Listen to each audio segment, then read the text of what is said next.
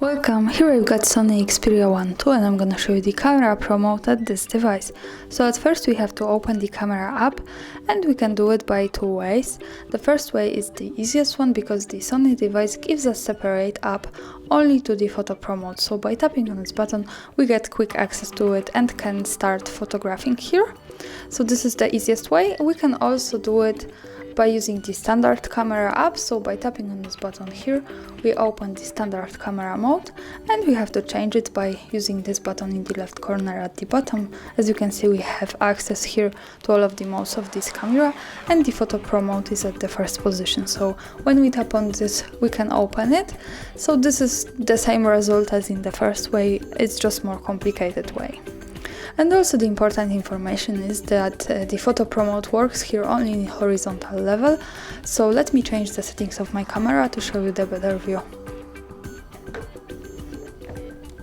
So here we are with SONY Xperia 1 II in the camera Pro mode, and as you can see we have different settings here to manage, and in the left corner here we can change the modes from the auto to P or S or M. So for now I'm going to stay on auto. This is some kind of basic mode, and as you can see here we have quick access to some of the settings, and let me show you how it works. The first one button here is the drive mode. So here we can pick the single shooting, continuous shooting or the self timer. So for now I'm going to pick, for example, continuous shooting, and as you can see, to take a picture we don't have any other button on the screen. So the Sony gives us the only button which is here, only to take a photo. So I think this is really cool as in the real camera, and by tapping on this for now we can take a series of photos. And as you can see, this is how it works. Of course we can change it, for example, to the self timer with 3 seconds. So here we can change the delay of taking picture, and now when I take a picture it takes it with 3 seconds delay. So this is how it works here. So for now I'm going to stay on single shooting. And let's go to the next button here. This is the focus mode. So here we can pick the single shot autofocus and continuous autofocus. Because we are in auto settings here, as you can see, the manual focus for now is locked. So this should be unlocked in other modes here. So let's stay on continuous autofocus for now. And now let's move to the next button. Here we can pick focus area from wide to the center. So this is how it changes here. And now let's go to this button. This is the flash here. So we can also, as in standard camera mode, pick auto flash, the fill flash. So the flash is available every time we take a picture. Red eye reduction function, so the soft flash. We can pick the torch, as you can see here, and we can turn it off like that. So this is how it works. And the last one button which is unlocked here in the auto settings is face detection. So here we can manage this and we can turn it off and turn it on like that. So these are the standard auto settings, basic settings here. And now let's change the mode. We can do it by using this button in the left corner, and let's go to the P mode here. So this is the program auto. Here we can change the light of our picture. We can adjust the basic one, exposure compensation. So by going to the right we can make our picture just more bright or more dark as we need. So this is how it works here, and this is connected with the ISO. So ISO helps us to control the camera's sensitivity to light. And as you can see, we can manage this. We can pick from 64 ISO, and let's go to the end to the 3200 of ISO. So this is the pretty wide spectrum here, and this is how it changes here. Here, as you can see, by tapping on this button with autofocusing, we get access to manual focus. So for now, let's move from continuous autofocus to manual focus.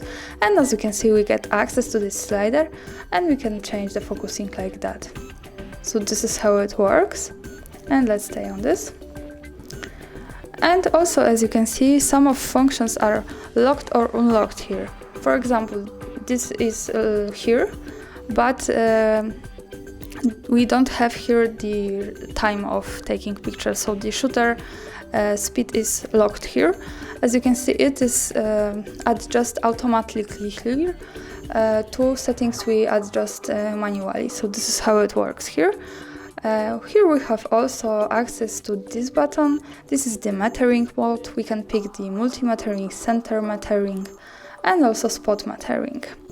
And now let's go to this button. Here, by tapping on this, we get access also to white balance, which is not available in standard auto settings. So here we can manage this. We can pick cloudy, daylight, fluorescent light, incandescent light, shade, and we can add our own custom watermarks with when we want to apply this, we have to set white balance based on the center of the preview. So we have to set the white card or place here to adjust it and apply.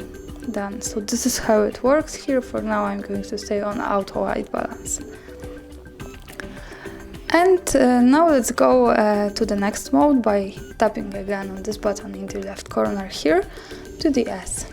So the basic in the S is shutter speed. As you can see, here it is. We can change the time of taking picture, and let's go to the beginning of the slider. It's 1/8 thousandths of seconds, so this is very short here. This short time of taking pictures, and when we go to the end here, we can taking pictures maximum 30 seconds. So this is very long. This gives us a lot of spectrum and possibilities to do with that. So this is the parameter which I can change in S mode. So this is the shutter speed priority. We can also adjust here the exposure compensation, and let's focus on this. The ISO here, so the camera sensitivity to light, is locked. So here this is half automatically mode, like then in program auto. So in P we can adjust the light, so exposure compensation and ISO, and in S we can adjust the shutter speed and exposure compensation, and ISO is locked. So remember about it to work with this correctly. And let's go to the last one mode here. This is the manual mode, so manual exposure, and here we can adjust all of these settings like that. So this is how it works. We have the shutter speed, we have the ISO also.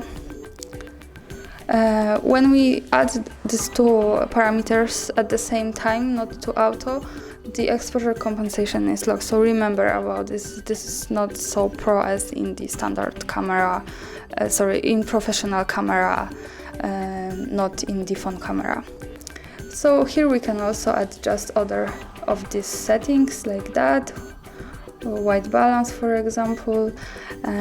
So this is available in all of these settings. We can also, when we adjust the settings, we can also lock them like that, so no one is and nothing can disturb us when we have locked this. So this is how it works. Also, the important information that is available in all of the modes is that we can change here in the left corner at the bottom the lens. So here we can manage the lenses of this camera. We can pick from 16mm lens, 24mm lens, and 70mm lens.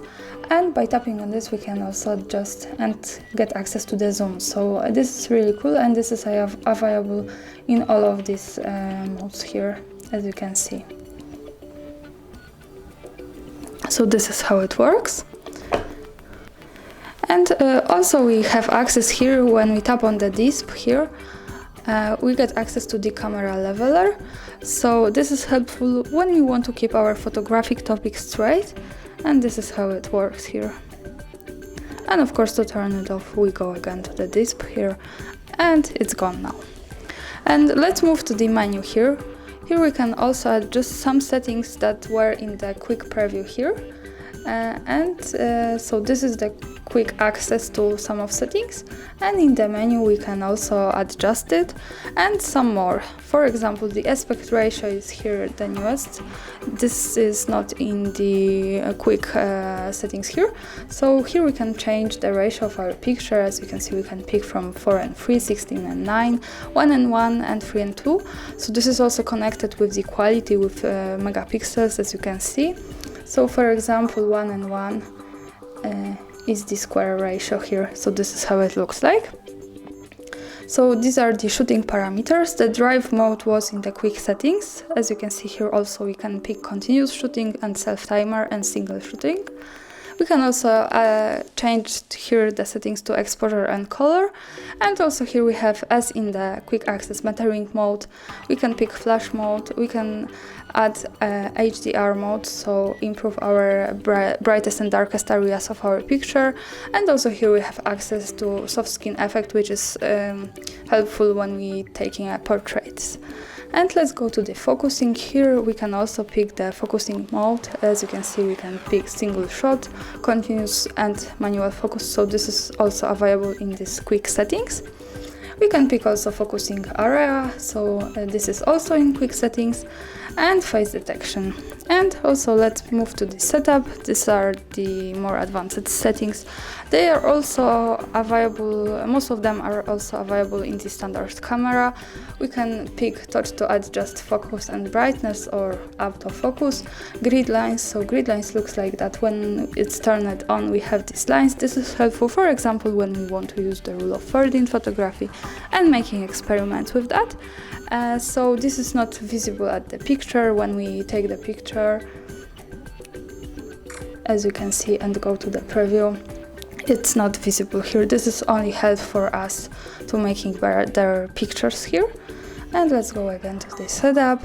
Here we can also calibrate our lens, so we can fix deviations of our lens. And also here we can pick where our photos are saved, in internal or external storage. We can also pick here save location info, so when we want to save the place where we take a picture, we have to turn it on. And this is how it works. At the last position we have the reset settings here, so when we turn on all of these settings and want to go back to the auto, we just simply tap on this and OK. So this is how it works here. Thanks for watching, subscribe our channel and leave the thumbs up.